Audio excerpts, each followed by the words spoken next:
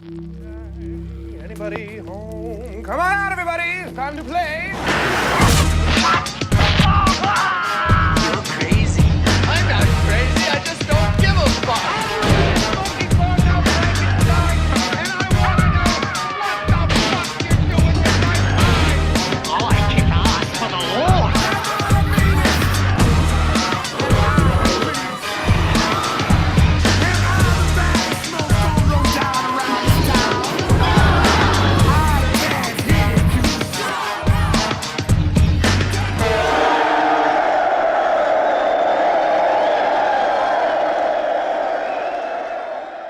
What's up, you weird movie-loving freaks, and welcome back to the Lucid Nightmare. I'm your host, as always, Jay Schatzer, and today I have a fantastic late 50s creature feature flick that's a whole hell of a lot of fun. It is Monster on the Campus, directed by Jack Arnold, and from 1958. So it's a nice black and white creature feature flick. But let's get right into it. Here is Monster on the Campus.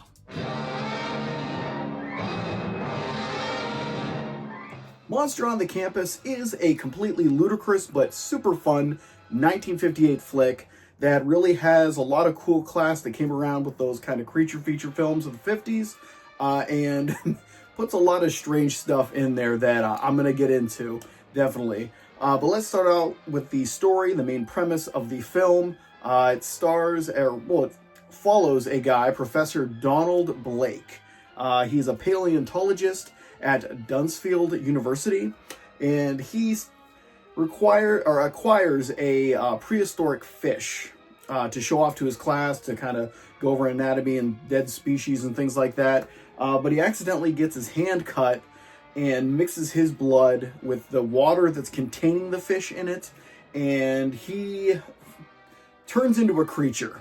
And the funny thing is like the whole movie, people are trying to figure out who the creature is, this monster that's kind of roaming campus, attacking people and killing people. Nobody can seem to figure it out, even though every single sign points to the professor. It's almost comical at points, but he slowly starts to realize that he is the maniac running around campus killing people.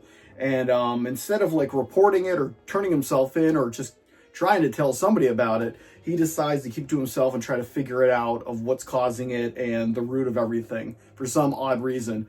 But there's a lot of insane things that happen throughout the movie because whatever mixes with the water and the blood turns prehistoric for a short time. It happens to a dog. One of the college kids has a dog that turns kind of really rabid, almost has big fangs. It changes a dragonfly into a giant prehistoric dragonfly, and of course the professor gets turned into a kind of a caveman, weird ape-looking freak that goes on a rampage throughout campus. But it's just fascinating to see, especially with the 50s aesthetics in there, and the fact that nobody can figure out, can put two and two together that the professor is behind it, even though he keeps being attacked, or his place keeps getting wrecked every time the monster appears, and they keep thinking, well, somebody really has it out for you. They don't really put two and two together that the professor's tied up in this somehow. It's funny. It's actually really funny. But the creature effects for the monster are pretty cool for the era. Just a really grotesque caveman-looking ape guy. And he runs rampant across the campus, like I've said. Kills quite a few people. And yeah, it's just good silly fun. But the main player that plays Professor Blake is Arthur France. I think he does a really good job of his... he's almost like a snob because he thinks he has things figured out. And he's like, check this out. And hands it to one of his colleagues, and they like don't concur with what he's saying, and he gets all bent out of shape. He's kind of like the biggest dickhead protagonist that I've seen in a long time, because he just won't put the facts together and refuses to even have any responsibility on himself for what he's caused. Like he had the death of his assistant, his nurse. He didn't really seem to faze him at all. He just kind of goes on with his day and is all obsessed with figuring out this prehistoric mystery. It's crazy. But there's also like a few other players in there, but they don't really stand out too much because the main pull is on Professor Donald Blake. But his girlfriend or fiance, Madeline. She's played by Joanna Moore. She does a good job. She's only in there for a little bit, but she plays the heroine in distress, and yeah, she does that just fine. But it's pretty much a sole focus on Arthur France's performance as Professor Blake.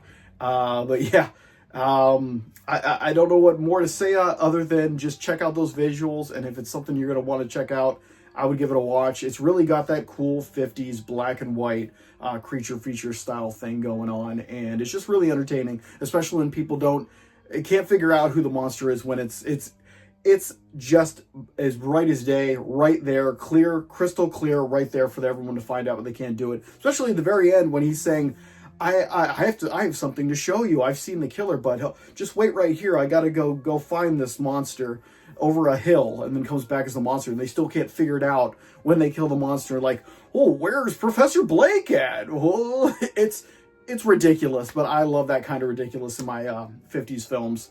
But yeah, that's it. I highly recommend Monster on the Campus. Just a fun, lighthearted, I guess, if you will, even though people are getting killed, like a murder mystery creature feature where people are trying to figure out who the killer is. Just fun stuff. I loved it. I think Jack Arnold, the director, did a really good job on this one. It's just fun and harmless. But guys, hopefully you like that one, and hopefully you like what I'm doing here. If you do, please like and subscribe, and if you have time, leave a comment below, because I love hearing from you. But until then, I will see you all at the next Lucid Nightmare. Peace.